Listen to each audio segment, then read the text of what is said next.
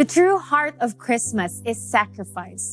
It is full of love, so great, so divine, that it bridged the infinite distance between heaven and earth.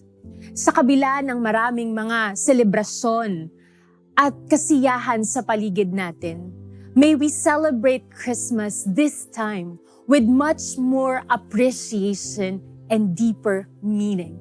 Let Christmas not just be around us, but within us.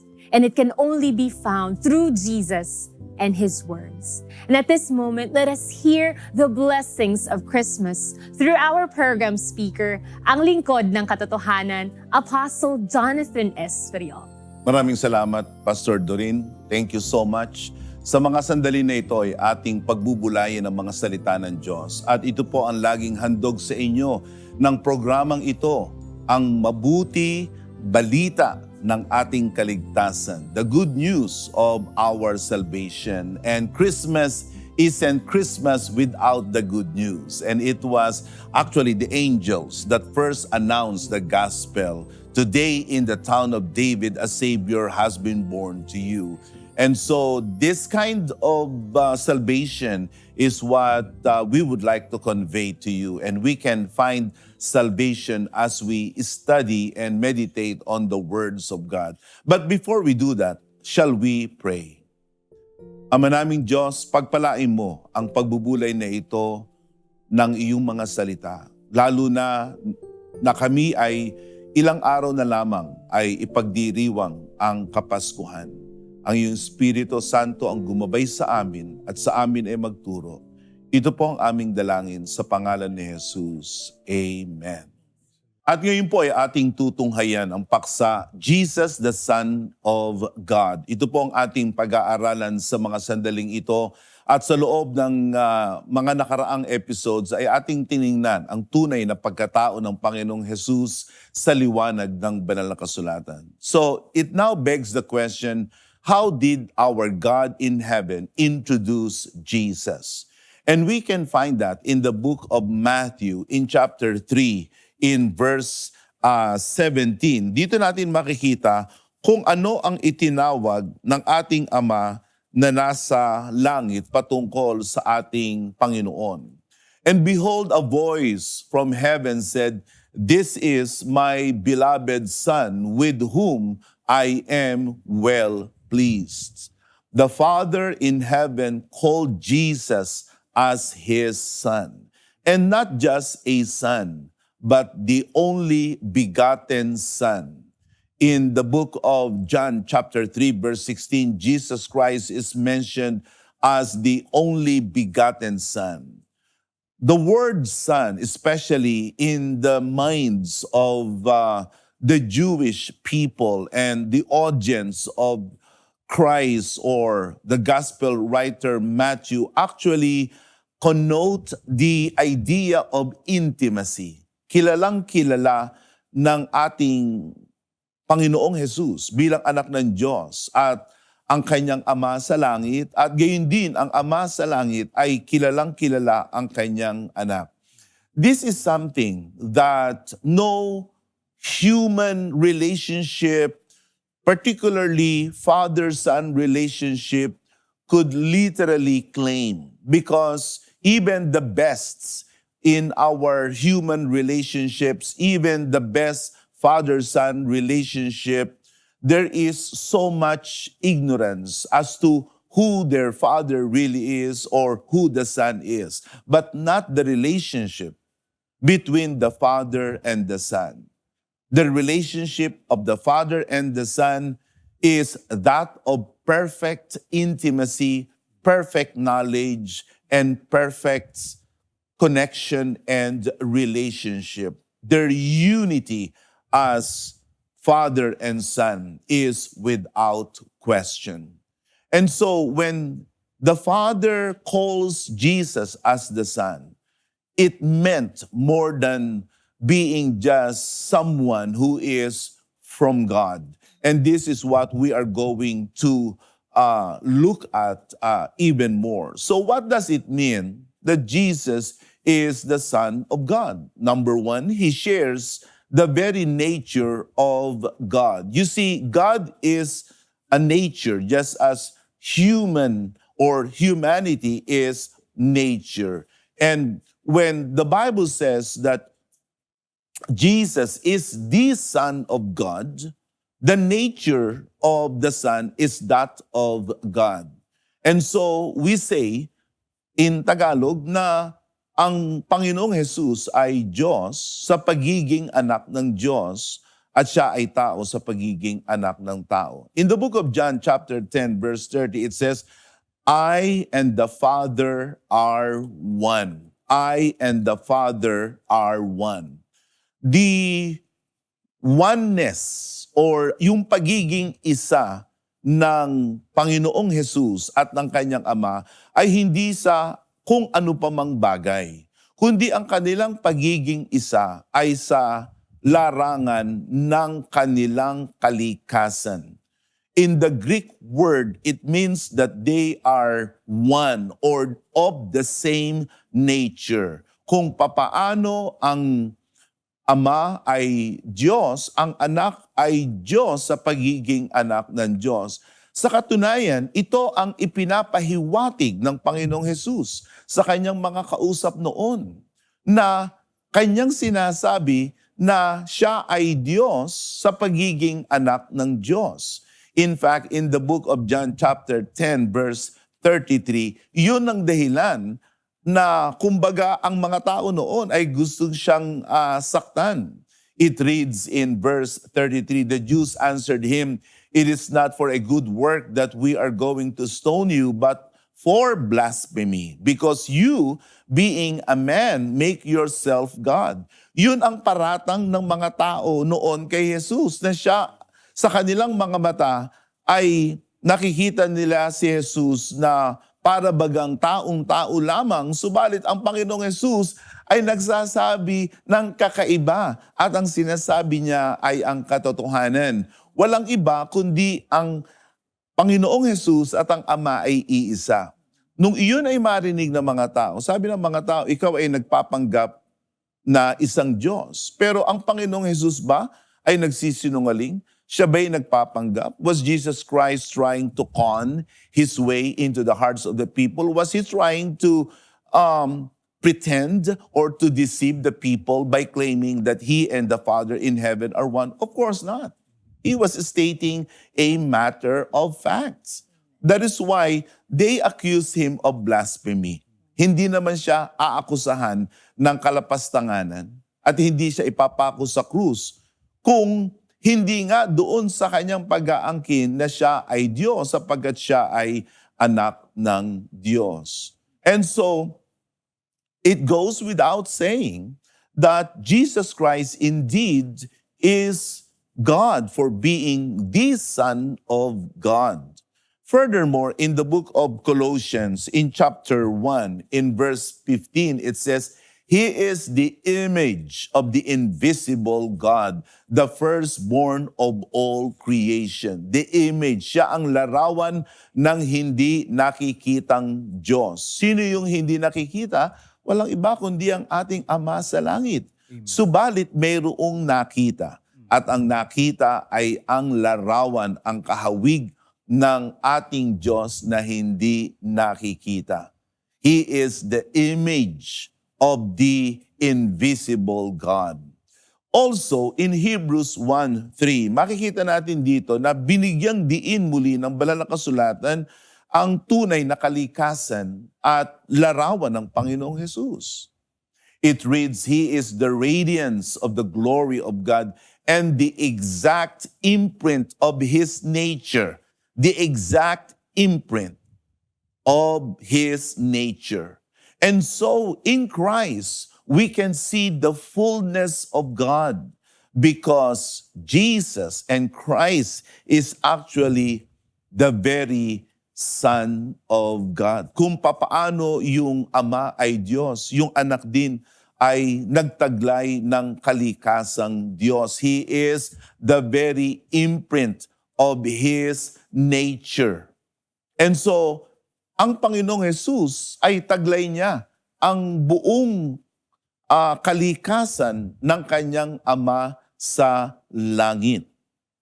In the book of Philippians, in chapter 2, verse 6 to 8, we're going to read also this particular verse that reinforces the fact that Jesus Christ, prior to his becoming a man, he was actually in the form of God.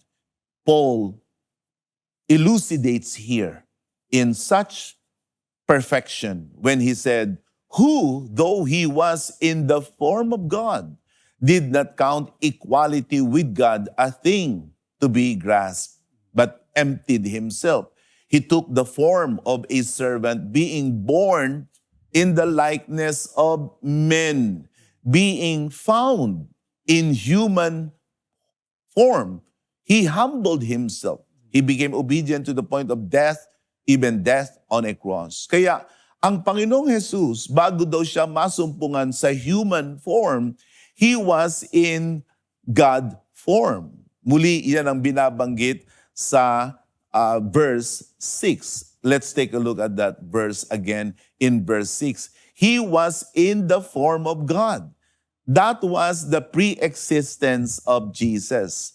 Kaya ang Panginoong Jesus ay hindi basta lamang tao, kundi siya ay Diyos sa pagiging anak ng Diyos. So when the Bible says, or when the Father in heaven says, Jesus is the Son of God, that means the Son enjoyed the nature of his Father. Number 2, it means that he shares eternality with God. You see, we humans, we're not eternal. We are not infinite. We are finite being. Meron tayong pasimula, meron tayong hangganan. Subalit ang Diyos, wala siyang pasimula, wala rin siyang hangganan. Ganun din ang measure of time ng eternity. In our time and space continuum, merong oras, merong ikot ang relos. Sa Diyos, ang eternity, walang pasimula, walang wakas. And only God, ladies and gentlemen, enjoys eternality. And you know what? Jesus, as the Son of God, is also mentioned to also enjoy eternality. We can read that in the book of John chapter 1 in verses 1 to 3. In the beginning was the Word. The word here is referring none other than to Jesus. Siya ang pinapatungkulan na yung tinatawag sa wikang Tagalog na verbo, sa Greek ay logos, sa Ingles ay the Word. In the beginning was the Word, and the Word was with God, kasama na ng verbo, yung Word, yung Diyos, mula pa nung pasimula. When the Bible says in the beginning, it speaks about the dateless past, even before the creation of time and space continuum, even before the invention of timekeeping devices such as watches and sundials and calendars. The Bible says he was in the beginning with God, as if to emphasize the existence of the Son of God from eternity. Kaya ang liwanag ng binabanggit ng banal na kasulatan sa talatang 2, he was in the beginning with God. There was no time that the Son of God was not in existence. All of this time, all throughout this time, even before the creation of time and space continuum, as we are going to eventually see, that Jesus Christ had already enjoying that intimacy, that connection and relationship, and yes, pre-existence with God. And it says there all things were made through him.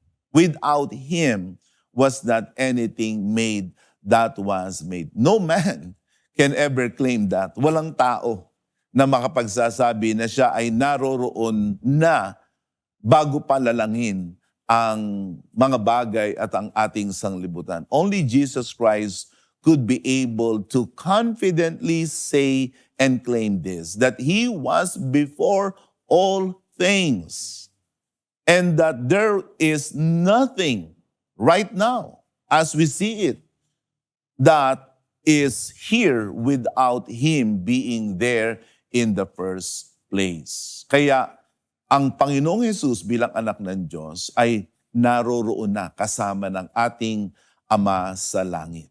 In verse 18, it says there, no one has ever seen God, the only God. Kaya ang tawag, mga kapatid, ni Apostol Juan sa Panginoong Hesus ay Diyos din, sapagkat siya ay anak ng Diyos. No one has ever seen God, the only God, who is at the Father's side. He has made Him known. Siya ay nasa tabi ng kanyang Ama mula pa nung una. And wherever God is, there is eternity. Hindi nagpasimula lamang si Jesus sa pasabsaban, hindi lamang siya nagpasimula sa sinapupunan ni Maria, kundi ang sabi ng banal na kasulatan na bago pa siya ipanganak ng babae, walang iba kundi si Maria, siya na ay galing sa Diyos at siya'y isinugo na ng Diyos. And then I like the word here in the book of John in chapter 3. Let's take a look at this. And this is the testimony this time of John the Baptist. A little bit of history. Magpinsang itong si Juan Bautista at ang Panginoong Jesus sapagkat ang nanay ni Juan Bautista, walang iba kundi si Elizabeth. And they are actually cousins. At ang unang ipinanganak ay si Juan Bautista. Kaya ang tawag sa kanya ay the forerunner. The forerunner. He was the one who was called from the wilderness and was given the task to prepare the way of the Lord. And then look at the testimony this time of John the Baptist. He said, this is He of whom I said, after me comes a man who ranks before me because He was before me. Yun ang patotoo ni Juan Bautista, na si Jesus ay mas mataas sa kanya at si Jesus ay nauna sa kanya.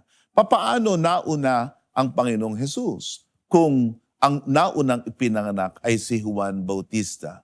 But then again, John the Baptist wasn't literally speaking about Jesus's earthly and physical birth. He was actually referring to the pre-existence of Jesus as the Son of God who was with God from the very beginning. And so Jesus Christ is God for being the Son of God. In the book of Micah, in chapter 5, in verse 2, makikita natin dito ang isa sa mga tinatawag na messianic prophecies concerning the person of Jesus. Messianic prophecies in theology are actually prophecies that refer to either the birth, the death, the ministry, and the return of the Lord Jesus Christ. Dito sa aklat ng Micah in chapter 5:2, it says, but you, O Bethlehem, in Ephratah, who are too little to be among the clans of Judah, from you shall come forth for me one who is to be the ruler in Israel, whose coming forth is from of old, from ancient of days. Here, the one who is coming from Bethlehem was actually referred to as someone whose origin is from ancient of days. In other translations of the Bible, the word used is from eternity. Again, no man is from eternity. Only God is from eternity. And that book of Micah was actually cited in the Gospels, in the New Testament, to refer to the birth of the Lord Jesus Christ. Now, you might ask me, Pastor Jonathan, what is the big deal that we must know about the true person of Jesus Christ? Well, the Bible says that without knowing the real Jesus, there is no eternal life. The book of John chapter 20 verse 31 says that all of these things have been written that you may believe Jesus is the Christ. He is the anointed one, the very Son of God. And that by believing, you may have life in His name. That is the reason why we must know Jesus as the Son of God, so that we may have life in His name. And I believe that this is what we are in need of these days. Ang kailangan natin ay buhay. At hindi lamang buhay, kundi buhay na may pag-asa, buhay na may kaligtasan, buhay na mayroong kapanatagan. At ang buhay na yan ay masusumpungan lamang natin sa ating Panginoong Jesus. Jesus Christ said, I am the resurrection and the life. Marahil tayo ay may buhay sa ating pisikal na katawan, pero mayroong namamatay sa atin. Namamatay ang ating pag-asa, namamatay ang ating kapayapaan. And you need that life from Jesus, so that life will bring forth within you. Christ has come from eternity as the Son of God, so that He can be with you right now, right here, in this season of your life. God isn't far away. Kasi ibinigay niya na ang Panginoong Jesus sa atin. He is called Emmanuel, meaning God is with us. Hindi malayo ang Diyos. Hindi nakakalimot ang Diyos. At ang Diyos ay hindi tayo pinababayaan. Christ Jesus is the Emmanuel, and He has come to save us. Shall we pray? Father God in heaven, I pray that you will minister healing and strength to those who are in need of your healing touch. Maraming namamatay sa amin. Maraming nawawalan sa amin ng pag-asa at kami ay nanglulupaypay. Oh God, will you bring healing and that touch of deliverance for our dear friends who are watching right now. Let them know that Jesus Christ is the very Emmanuel. This is my prayer in Jesus' name. Amen. To God be the glory.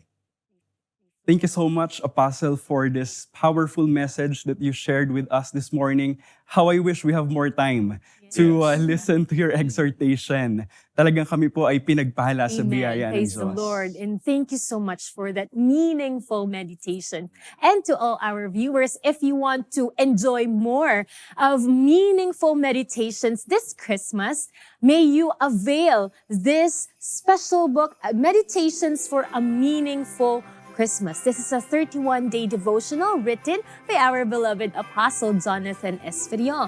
And if you call us right now, pwedeng-pwede po natin itong ibigay ng libre bilang regalo po sa lahat ng ating mga taga-subaybay. And Pastor Doreen, these are available both in Filipino and English. And if you are looking for something that will help you grow in your walk with God, especially as we approach 2026, we also have a devotional for New Year. Pastor Sheila, you can introduce that to our viewers. Yes, kaya sa lahat ng ating mga viewers, kung nais niyo po na sa inyo pong pagpapanibagong taon next year na napakalapit na, magandang bagay na sa bawat araw, meron po tayong mabasang devotionals na sigurado pong magpapalakas ng ating loob, magbibigay ng direksyon sa atin. And of course, it is also written by our beloved Apostle Jonathan Esferion. Praise the Lord. And of course, do not forget ang Home Free Global Crusade 2026. I'm excited for that. Praise the Lord. You know, we finished the Home Free Global Crusade Rebirth in Christ Tour in 2 nights in Cavite. And just a few weeks after that, here we are. We are actually 4 days before Christmas. And alam ko, tayo ay gasing na sa Kapaskuhang darating. And I could tell from your apparel and get-up that you are so Christmassy. Para kayong mga Christmas balls.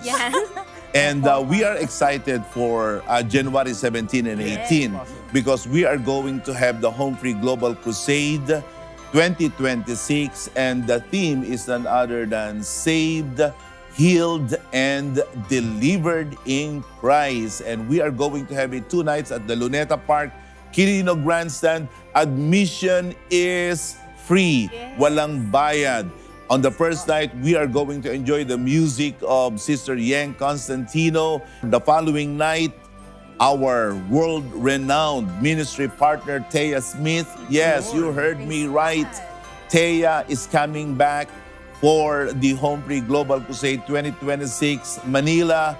Don't miss Taya on January 18 at the Quirino Grandstand. Admission is free. We are so excited, Apostle. And we want you to know that we are here for you, we support you, and we support the crusade of the Praise the PMCC Lord. Fourth Watch. And so, learn more about Home Free Global Crusade, scan the QR code. And of course, we would like to invite everyone join us in worship today. Maaari niyo po kaming tawagan sa mga numero na naka-flash sa inyong mga TV screens and know more about PMCC Fourth Watch local church near you. And please don't forget to visit the official social media platforms of the Pentecostal Missionary Church of Christ in the Fourth Watch. You can find us on Facebook, YouTube, and Instagram. At inyo rin pong i-follow ang official Oras ng Katotohanan with Apostle Jonathan Esferiol sa atin pong Facebook page, YouTube channel, and also sa atin din pong Instagram. Muli kami po ay nagpapasalamat sa inyong pagsubaybay sa programang ito, at mula pa ng pasimula ng Oras ng Katotohanan sa TV5 ay kayo po ay sumusubaybay na. At sa mga sandaling ito ay nais naming batiin kayo mula sa aming puso, from our hearts to yours, a blessed, wonderful, peaceful, Merry Christmas. Nais po naming batiin kayong lahat dyan. Gayon din ang ating mga kaibigan sa TV5, a blessed Merry Christmas. And again, we hope to see you again next time here, same time, same channel. Kami po ang inyong lingkod sa Katotohanan. Pagpalain kayo ng Panginoon at maligayang Pasko sa inyong lahat.